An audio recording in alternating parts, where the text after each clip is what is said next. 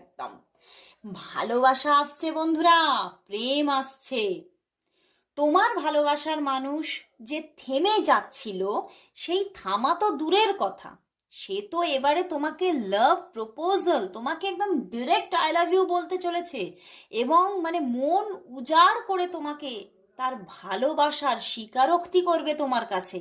এবং তোমার দিকে ভীষণ একটা ভালোবাসার জোয়ার আসতে চলেছে, তার দিক থেকে দেখতেই পাচ্ছ জোয়ার আসছে, সুখবর আসছে। সত্যি ইউনিভার্স এই সম্পর্কের দিক থেকে তোমাকে একটা মানে এত সুন্দর একটা সুখবর এনে দেবে যে তুমি নিজেই বুঝতে পারবে না যে এতটা আনন্দ 2025 সাল তোমার জন্য রেখেছিল।